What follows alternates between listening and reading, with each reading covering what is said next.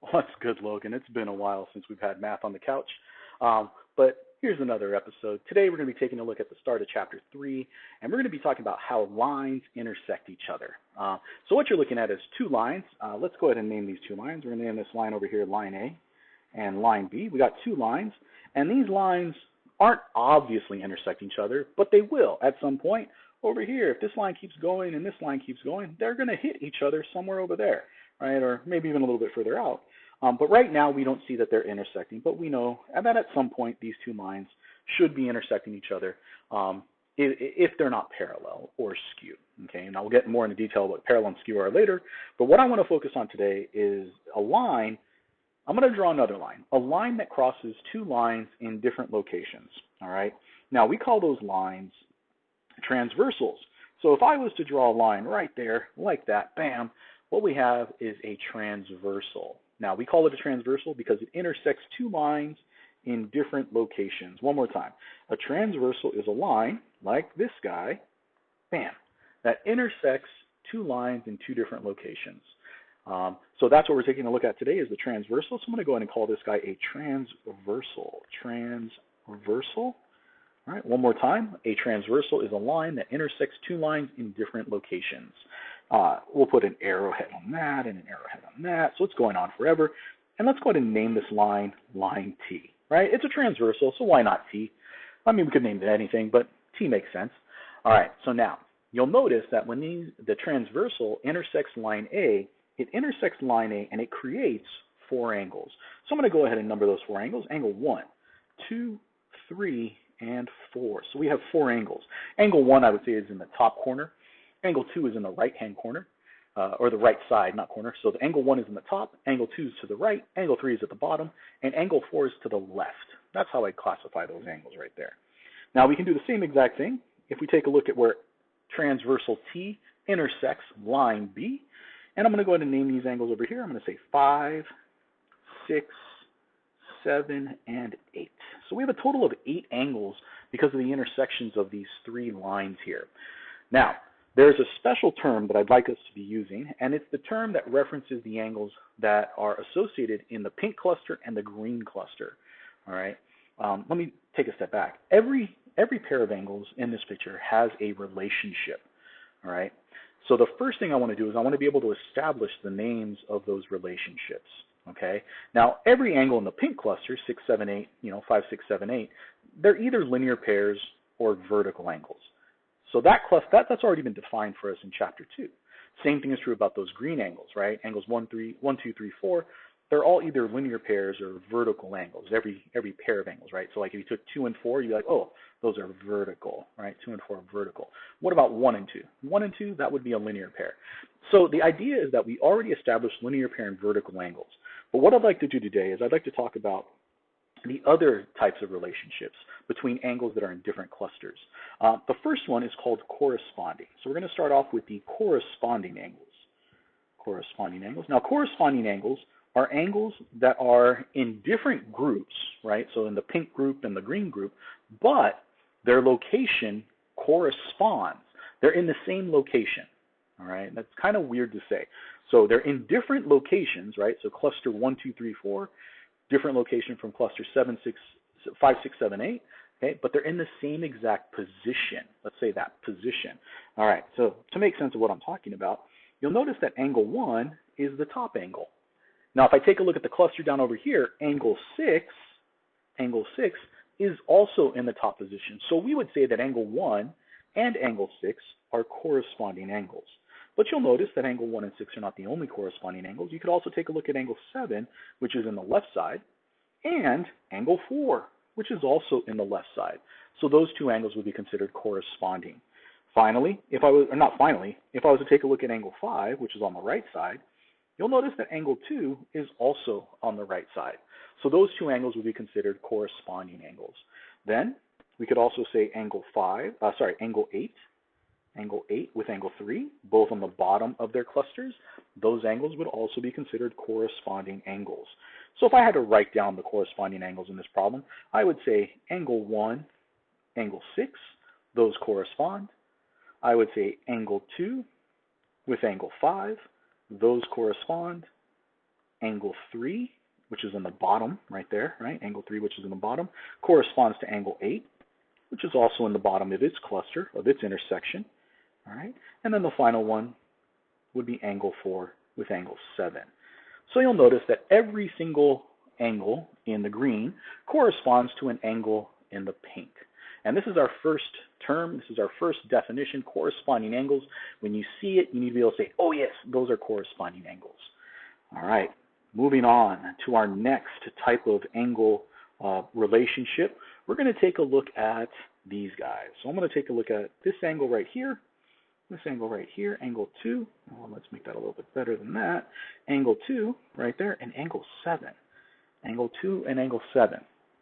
What I'd like you guys to notice about angle 2 and 7 is that angle 2 and 7 are on alternating sides of the transversal. One more time.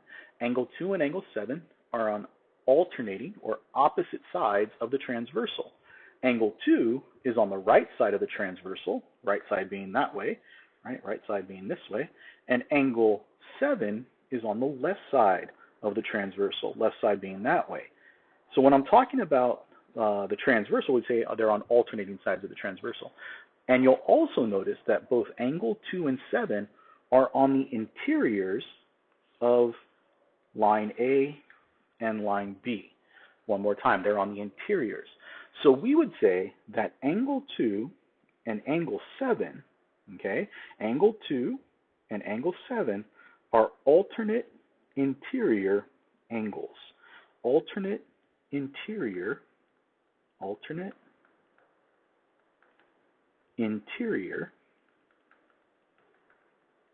angles. Let's squeeze that. Angles. All right, so one more time. Alternate interior angles are angles that are on alternate sides of the transversal being line T in this problem. So they're on alternate sides of it, and they're both on the interior. However, they will not be from the same exact intersection. So you won't use the pink angle with the pink angle because they already have a name. So you'll always be talking about one of the pink angles and one of the green angles. So our first one that we talked about was angle 2, which is green, and angle 7, which is pink. So we would say that angle 2 and angle 7 are alternate interior angles, but those aren't the only ones. There are two other angles, angle 6 with angle 3, that would also be considered alternate interior angles. Both of them in a different cluster, in a different intersection, and on alternate sides of the transversal, both being on the interior of lines A and B, the inside, interior, inside. So in my notes, I would write down angle 2 and angle 7. Those are alternate interior angles. Angle 3 and angle 6. Those are alternate interior angles. This is our second classification that we need, the alternate interior. Notice there's only two pairs here, okay? All right, moving on down to our next set. We're going to take a look at angle 1 and angle 8. Angle 1 and angle 8. So you'll notice that angle 1 and angle 8, once again, are on alternate sides of the transversal. Angle 1 is on the right side of the transversal, right? When I say right side, I'm talking about over here is on the right side of the transversal. And angle 8 is on the left side of the transversal, okay? And in addition to being on alternate sides of the transversal, you'll notice that they're on the outsides of lines A and B. They're on the exteriors of lines A and B. So now what we're going to say is that angle 1 and angle 8 are alternate exterior angles. Alternate exterior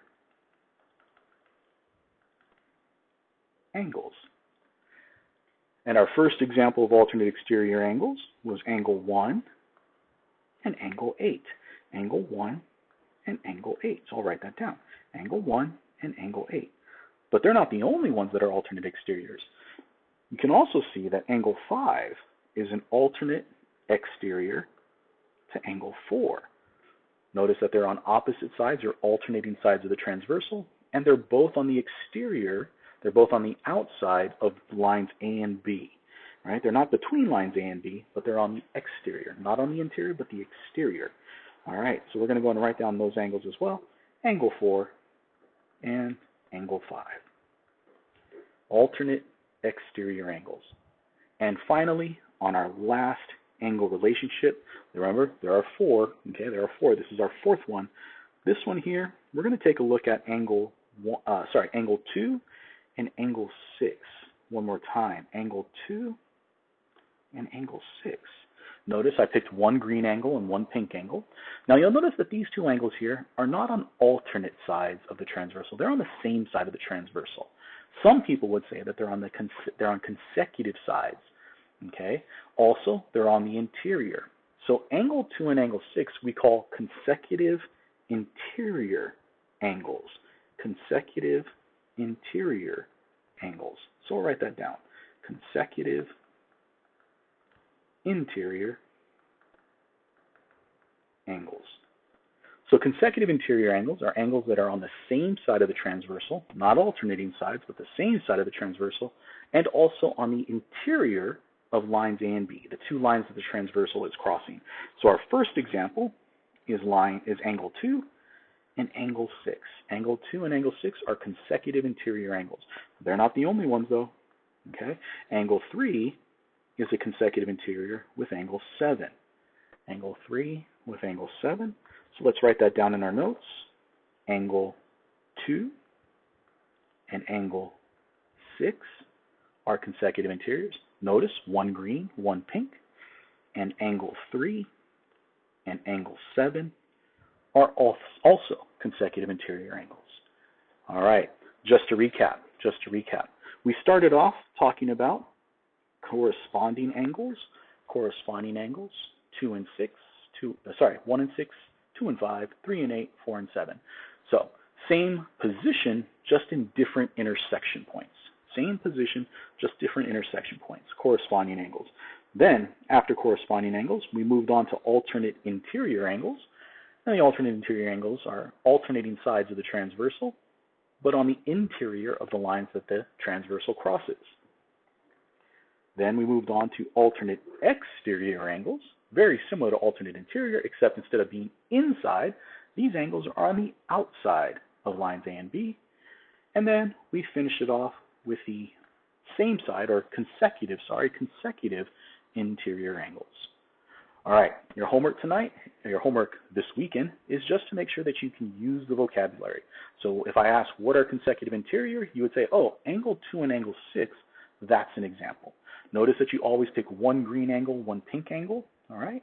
And if you have any questions, go ahead and send me an email, and I'll talk to you guys.